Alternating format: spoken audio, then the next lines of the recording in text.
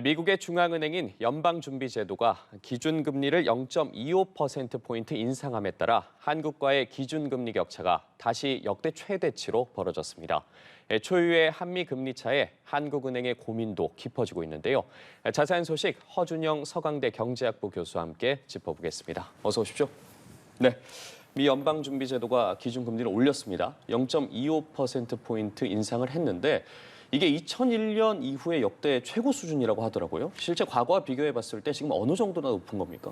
네, 2000년 정도에 무슨 일이 있었냐 생각해 보면 1990년대 후반에 미국의 닷컴 버블이라고 하는 이제 버블이 있었습니다. 그때 주식 시장이 굉장히 뜨거웠었죠.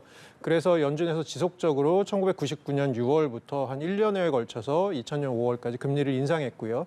그래서 2000년 5월경에 금리가 이제 6.5%가 됐었습니다. 근데 그 이후로는 지금 가장 높은 금리 수준인 5.5%까지 기준금리가 와 있고요. 그다음에 저희가 사실은 실생활에 더 영향을 미치는 실질금리라는 것이 있죠. 금리에서 인플레이션에 대한 기대를 뺀 것. 이 실질금리로 봤을 때는 오히려 지금이 그때 그 2000년 초반보다도 더 높은 수준의 금리 수준이라고 생각하시면 될 것 같습니다. 예, 연방준비제도가 지난해 3월부터 공격적인 좀 인상 국면을 이어왔는데 6월에 좀 금리를 동결하면서 숨고르기에 들어갔다는 평가가 나오기도 했었거든요. 그런데 다시 금리를 올렸어요. 이거 어떻게 봐야 될까요? 네, 6월에 사실은 금리를 이제 숨고르기 한 거는 기존의 금리를 계속해서 누적적으로 올렸으니까 아주 공격적으로 올렸었으니까 그 효과를 한번 보겠다. 동시에 6월에는 어떤 것이 있었냐면 점도표라는 것을 공개하는 달이었습니다. 3, 6, 9, 12월 이렇게 네 달인데요. 점도표를 통해서 이제 우리가 향후에 2번 정도 올릴 여지가 있다라는 것을 통해서 커뮤니케이션을 했다고 한다면 이번에는 점도표가 공개되는 기간이 아니고요. 그리고 금리를 저번에 한번 쉬었으니까 이번에 올린다는 것도 있지만 또 봤을 때 아직 인플레이션이 연준이 생각하는 2% 목표에는 조금 멀리 있는 상황이거든요. 6월 인플레이션이 CPI 기준으로 보면 3%고 저희가 거기서 에너지랑 식료품을 뺀 근원 물가로 봤을 때 인플레이션이 한 4.8% 정도니까 굉장히 높은 수준입니다. 그래서 당연히 금리를 인상하면서 좀 더 긴축의 모드로 가는 당연한 수순인 것 같습니다. 예, 걱정인 게 우리와의 기준금리 격차가 더 벌어졌거든요. 이렇게 되면 여러 파장이 이어질 것 같아요. 그러니까 아무래도 2%라는 금리 격차는 이전에 1.75%도 가보지 않은 길인 것은 과거에 가장 크게 금리가 역전됐을 때는 1.5였었으니까요. 그럼에도 불구하고 사실 아직 크게 자본 유출이 걱정이 없어 보이는 것은 작년에 우리가 10월, 11월에 굉장히 환율이 1,400원 넘게 튀었을 때가 있었습니다. 그때 왜 그랬냐라고 생각해보면 한 두 가지 정도였던 것 같거든요. 하나는 미국이 굉장히 공격적으로 금리 인상을 하면서 또 하나는 또 우리의 경제의 펀더멘탈이라고 하는 수출 부분이 굉장히 좀 약했었거든요. 그런데 이 두 가지의 모드가 올해 들어서 이제 어쨌든 간에 연준이 금리를 한 번 더 올리냐 아니냐 정도 남았지만 그래도 금리 인상의 종착점이 보이고 두 번째로는 수출이 조금 반등하지 않을까. 사실 정부에서도 얘기하는 상고하저 그러니까 상저하고의 시나리오의 기저에는 어쨌든 수출이 하반기로 갈수록 나아질 것이 아닌가. 결국은 우리 경제라는 것은 수출이 굉장히 중요한 부분을 차지하고 있는 경제인데 그래서 우리 경제에서 수출이 나아지면서 이 두 가지가 좀 풀리지 않을까라는 부분. 그래서 단순히 환율이라는 것 그리고 단순히 자본 유출이라는 것이 금리차로만 설명되는 것은 아니고요. 그런 측면에서는 당분간 우리 경제가 버틸 여력은 있었을 것 같고요. 또 한편으로는 지금 0.25bp번에 올린 게 환율 시장이나 국제 금융시장에 선반영돼 있는 부분인 것 같습니다. 다만 제가 말씀드린 부분에서 앞으로 우리나라의 경상수지 수출 이 부분이 얼마나 잘 풀리냐에 따라서 만약에 생각대로 잘 풀리지 않았을 때는 조금 불안한 부분이 생기지 않을까. 이 부분을 좀 주시해서 봐야 될 것 같습니다. 예, 어쨌든 일각에서도 좀 이번 금리 인상이 좀 예상이 됐던 거다. 그렇기 때문에 말씀하신 것처럼 좀 그 영향은 좀 제한적일 거다 이런 이야기들이 나오기도 했거든요. 네, 맞습니다. 이 부분에 대해서는 어떻게 저희가 파악을 해야 될까요? 네, 아무래도 이번에 금리 인상은 사실 이제 저희가 금리 선물 시장 같은 경우 봤을 때 99%의 확률로 이번에 금리를 인상할 것이다라고 시장 참여자들이 예측을 했었고요. 그런 측면에서 별로 새로운 건 없고 그리고 또 하나는 파월 의장의 입인데요. 어제 파월 의장이 발언한 것을 들어보면 전혀 새로운 얘기는 별로 없었습니다. 저희가 다 기존에 예상할 수 있었던 얘기들 아주 원론적인 얘기를 했거든요. 그래서 그런 측면에서는 좋은 측면에서의 어떤 서프라이즈도 없었고 나쁜 측면에서의 서프라이즈가 없었다. 반대로 얘기해보면 저희가 예측 가능한 것들이었다라는 측면에서는 사실 어제의 금리 결정, FOMC 결정 자체는 굉장히 조금 어떤 순한 맛의 금리 결정인 것 같습니다. 어느 정도 어쨌든 예상이 됐던 금리 인상이었고, 네. 자 그럼에도 불구하고 어쨌든 한국은행의 고민은 좀 커질 수밖에 없는 상황일 것 같은데, 뭐 격차를 줄여야 할 필요성은 있지만 그렇다고 좀 기계적으로 뭐 대응하지 않겠다는 게 한국은행의 입장이더라고요. 네, 맞습니다. 그러니까 아까 잠깐 말씀드렸지만 어쨌든 간에 금리 차만으로 모든 게 결정되는 건 아니니까요. 자본 유출이나 환율 같은 것이요. 한국은행에서 주시를 하겠다는 건데 예. 그러면서 이제 우리가 잘할 수 있는 거, 뭐 수출 같은 것들이 조금 더 나아지길 바라겠다라는 건데요. 그럼에도 불구하고 사실은 뭐 한 번도 가보지 않은 길이기 때문에 조금 더 면밀하게 한국은행에서 관찰을 하고 있고 사실 그럴 것 같긴 합니다. 그럼에도 불구하고 지금 우리 경제가 올해 성장률 자체가 지금 계속해서 낮아지는 방향으로 가고 있지 않습니까? 예. 하반기에도 뭐 상저하고라고는 하지만 얼마나 고가 될지는 사실 잘 모르는 상황입니다. 수출이 생각보다 빨리 늘고 있지는 않아서요. 근데 그런 측면에서는 사실 좀 고민이 깊어질 것 같고요. 그래서 한국은행에서는 좀 금리를 지금 유지하면서 버틸 것 같은데 결국은 그 상황에서 미국보다 먼저 금리를 낮추거나 하는 식으로 움직이기는 당분간은 좀 힘든 상황인 것 같고요. 예. 그렇게 봤을 때 전반적으로 보면 제 생각에는 미국은 금리를 올 말까지 한 번 더 올리고 유지하건 아니면 지금 상태에서 유지하건 유지할 것이다. 그리고 한국은행은 3.5의 지금 금리에서 움직이기가 당분간 쉽지 않을 것이다. 움직이기 쉽지 않다는 건 내려야 될 상황이 좀 올 수도 있는데 그것이 내리기도 쉽지 않을 거다라는 생각이 들 것 같고요. 예. 그런 측면에서 양국의 금리가 조금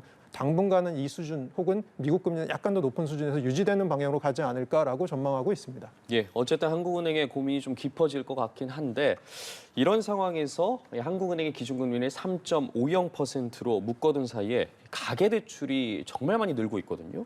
이 안정을 위해서는 좀 기준금리 인상에 나서야 된다는 일각의 의견도 있는데 이 부분은 어떻게 보세요? 근데 사실 제가 지금 말씀드린 것처럼 뭐 부동산 PF나 우리 경제에 아직도 산적한 조금 하방 리스크들이 있습니다. 이 상황에서 금리를 올린다는 것은 어떤 것이냐라고 생각해 보면 금리는 아주 큰 수단이거든요. 경제 예. 전체에 영향을 미치는 수단이거든요. 그래서 가계부채 때문에 금리를 올린다 당분간은 쉽지 않을 것 같고요. 당분간은 저희가 뭐 거시건전성 정책이라고 하는 LTV, DTI, DSR 같은 정책으로 좀 버텨야 될 것 같고요. 그리고 이 국면이 좀 지나고 난 후에 미국과의 금리 격차도 좀 좁혀지고 어쨌든 간에 인플레이션도 좀 잡히고 한 후에는 한국은행이 두 가지 목표가 있지 않습니까? 물가 안정과 금융 안정. 그런 예. 측면에서 금융 안정에 조금 더 신경 쓰는 정책. 그 정책이 아마 이제 가계 부채가 너무나도 늘어나는 것에 대해서 조금 경계하는 정책이 되겠죠. 거기다 조금 더 가중치를 많이 주는 정책이 되겠죠. 그래서 한국은행이 금리로 대응해서 가계 부채를 어루만지는 정책은 좀 더 중장기적인 정책이 되지 않을까라고 보고 있습니다. 예, 한국은행의 금리 인상은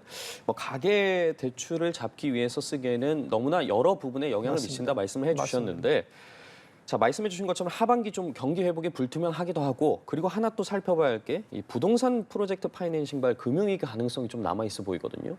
근데 이 부분은 사실은 아직은 이제 현대진행형인 것 같고요. 예. 그래서 사실 저희가 뭐 3월달에 실리콘밸리 뱅크 사태 있고 작년에 저희 레고랜드 사태 있고 할 때마다 한 번씩 등장했다가 또 사그라드는 것 같다가 이번에 또 새마을금고 일 있으니까 또 다시 또 이야기가 나오고 올라오고 있죠. 이게 예. 계속해서 남아 있는 거거든요.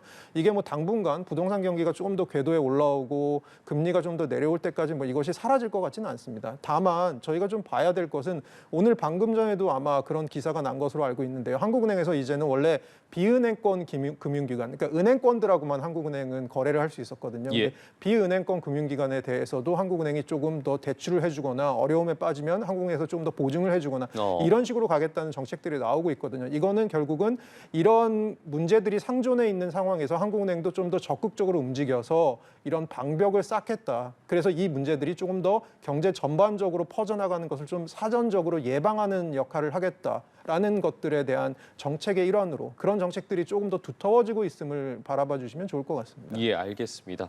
자, 그럼 나아가서 미 연준의 추가 금리 인상 가능성에 대해서도 좀 살펴봐야 할 것 같은데 뭐 파월 의장이 금리 인상과 이 동결의 가능성을 모두 열어뒀거든요. 근데 그게 사실은 파월 의장이 제가 원론적인 얘기를 했다라는 게 가장 원론적인 부분은 뭐냐면 이제부터는 데이터 보고 하겠다라는 거거든요. 그러니까 9월에 FOMC까지 다음 FOMC까지 두 번 더 CPI 숫자가 나오고요. 두 번 더 미국의 실업률이 나오고요. 그 사이에 계속해서 미국의 뭐 잡이 얼마나 생겼는지 실업 수당이 얼마나 청구됐는지 이런 게 계속해서 나옵니다. 그걸 보고 판단하겠다라는 거고요. 저희가 1980년대 인플레이션이 마지막으로 높았다 내려왔을 때를 생각해 보면 인플레이션이 계속해서 내려올 때 하강을 계속해서 하는 건 아니거든요. 내려오다가 튀고 내려오다가 튀고 이렇거든요.